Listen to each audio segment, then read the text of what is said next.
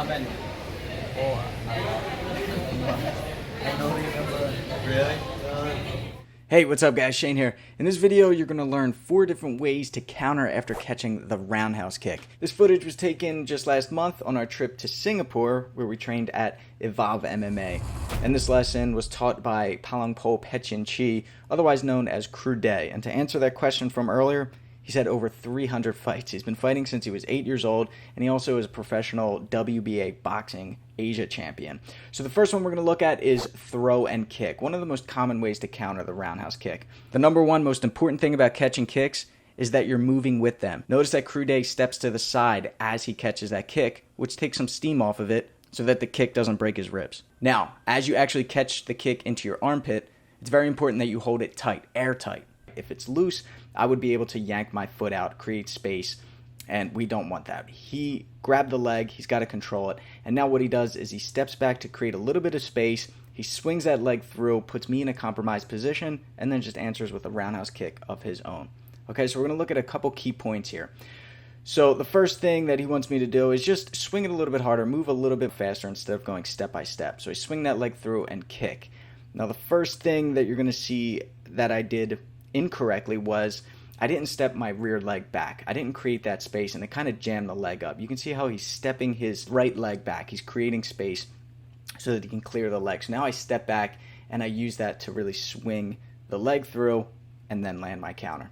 And landing a kick on the back, guys, not only is it legal, but it scores very high in Muay Thai. It shows that you're able to turn your opponent around, disrupt their balance, disrupt their angle, and then you can land your roundhouse kick.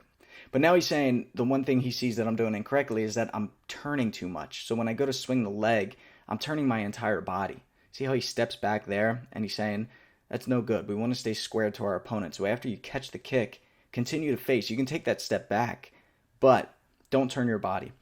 And right as I did that, I felt the difference.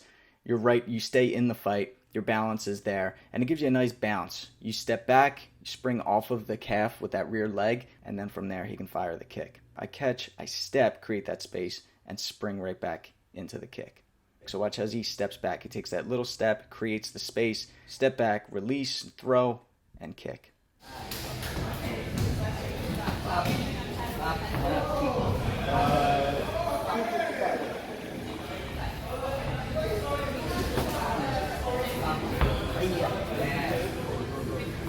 Counter number 2 after catching the kick is going to be lifting the leg and pushing them off balance. So if you get a good enough push, you time it, you can knock them on the ground, but he's like, come on Shane, I didn't even push you that hard. Let me show you what I'm really trying to demonstrate here. So what he shows is catching this kick, pushing, just knocking them off balance, and then chasing them down and landing that same exact kick again. And what I'm asking here is, could also use this against the ropes, right? Bounce them off the ropes and have them ricochet right into the kick. And he said, yeah, but what's most important is that when you step in and push, stay on them, right? Stay within the fight. If you push them too hard or you stand your ground, then you're just creating too much space. You're not in the fight. You're not able to land your counter. He threw a kick, you caught it. So after you lift and push, stay in the fight. Chase him down and then land a powerful roundhouse kick of your own. I tried it here and he said, it's not bad, but lift more, lift higher, right? Really try to knock them off balance. And in combination with that, make sure you're stepping forward as you do that. So he throws the kick, I catch, step forward, lift up, and you can see how much that really knocks him off balance right there. But that's exactly what we want. We want to disrupt their balance. So once again, he throws this kick, step out and catch. Now we're going to step in and push, make sure we lift the leg. As we do that, stay in the fight, chase them down, and then you can land your counter roundhouse. We said even more, exaggerate that lift, that push. So I step out, catch, and you can see how that upward lifting motion really knocks him off balance. Gets his upper body heavy, pushes him back, and then he has to catch up with the bottom half, moving his legs back. And that's a perfect time for us to land our roundhouse kick. Little added bonus tip here from Crew Day. He said you can't step more than 3 steps in Muay Thai after catching the kick. The ref's going to break it up at that point. So after you catch the kick, you can't go 1, 2, 3, 4, 5. They're not going to allow that. You have a maximum of 3 steps, and then you have to throw, you have to sweep, you have to release, you have to counter. So keep that in mind. After you catch that kick, make it count, and don't wait too long. All right, number 3 is probably the one I'm most comfortable with. It's sort of my go-to after I catch the roundhouse kick, and it's going to be that front shin sweep. So we're going to hook low around the ankle, And what I want you guys to know up front is that this isn't about throwing a powerful kick.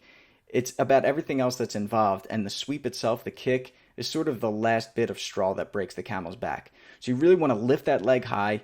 I'm going to push his head with my right arm directly towards the ground, and then when he's off balance and light on that foot, then I'm just going to easily sweep that leg out. He said that pushing arm is very important. You can push on the shoulder, you can push on the neck, you can push on the face. Either way, you want to create that leverage. So after catching the kick, step in, hook low, lift that leg high as you sweep the support leg. So at this point, my question is, am I throwing a kick to the low leg, or am I bringing my ankle to your ankle, hooking my foot, and then yanking it out from underneath? And he said it really depends on range. He said if they have a really strong structure and their support leg is far away, you may have to kick to the low shin. Otherwise, if you're close enough, then you can sort of hook your foot and yank it out from underneath of them. So that's what we're demonstrating here. You can see he's just a little bit too far away for me to get that hook and sweep. So now I have to kick to the low ankle, and that's how you're going to get that sweep. Of course, you still want to lift that leg that you caught so you can get them light on that foot. Once you get them bouncing, then you can time it so that it's super easy to get that sweep.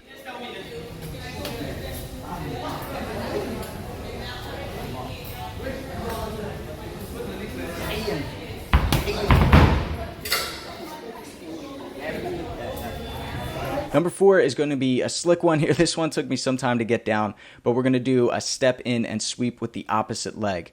So watch as Crude steps forward with his right foot and pushes me with his right hand, but he uses his left foot to kick the support leg from out underneath of me.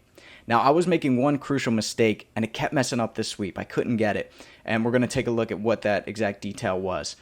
What I like doing, going through the motions to get it in my head first, is just sort of do it by myself a couple times. And I was like, I'm still not feeling it. Could you do it one more time? Just demonstrate this. So he steps forward, pushes with the right hand, and then uses the left leg to sweep that leg out from underneath.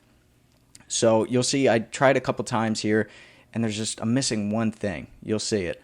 So right here, he throws the kick, I catch, I step forward, I push with the right hand, and then I go to sweep. Did you catch it? Did you see what I was doing wrong? It's subtle, but it's the exact same mistake that I was making with the first counter.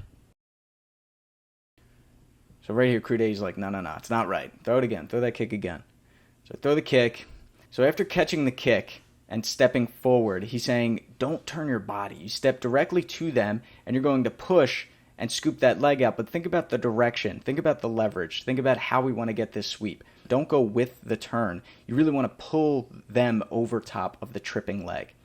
See right there, you see how strong his body is? His upper body twists, but notice how my entire body is rotating. He's like, no, just twist the upper body, and then the lower half has to be strong. You want to trip them over that leg. The way I always think about sweeps is, remember schoolboying people in grade school where someone would kneel behind the other person, and then you'd walk up and push the person, and since their legs had nowhere to go, they couldn't regain their balance, they would fall.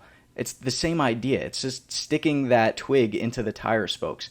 You're pulling them over the tripping leg, so you need a strong base. Like I said, this one took me a couple tries to get it, but once I fixed that mistake, I was landing it a lot cleaner. So after you catch that leg, step forward, simultaneously push on the head with your right hand, and then using the arch or the inside of your foot, sweep that support leg out from underneath, twisting the upper body but keeping the lower body strong. Don't rotate with them, knock them over.